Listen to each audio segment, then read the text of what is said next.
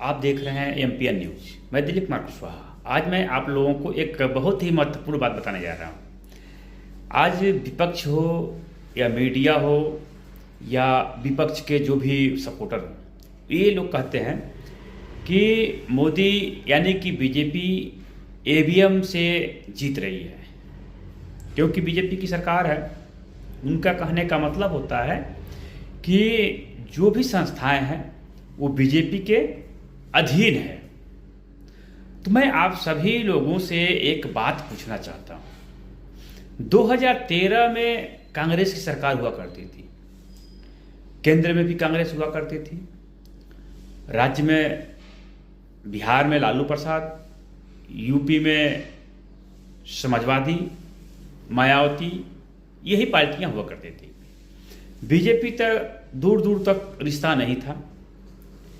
लेकिन जब 2014 में चुनाव हुआ, उस समय सारी संस्थाएं किसके अधीन थी?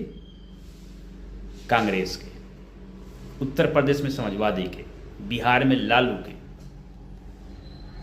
तो हम आप सभी लोगों से एक बात पूछना चाहता हूं कि जो आप लोग ये कहते हैं कि बीजेपी ईवीएम हैक करके जीत रही है, बीजेपी निर्वाचन आयोग उसके अधीन है, तो 2014 में आप लोग ईमानदारी से इस बात का जवाब देना कमेंट द्वारा कि 2014 में कांग्रेस की सरकार केंद्र में थी, प्रदेशों में अन्य पार्टियां थी, बीजेपी नहीं थी।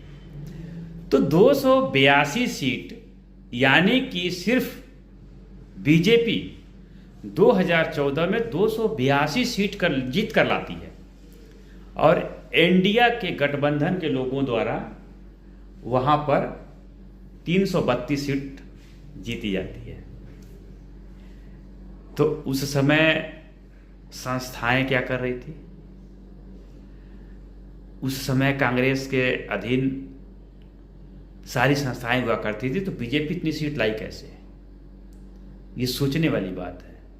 और इस बात को उन लोगों को सोचना चाहिए जो लोग ये कहते हैं कि बीजेपी ईवीएम हैक कर रही है, बीजेपी निर्वाचन आयोग को हैक कर ले रही है, बीजेपी कोर्ट, सुप्रीम कोर्ट या हाई कोर्ट सबको हैक कर ले रही है, सब उसी के अधीन है।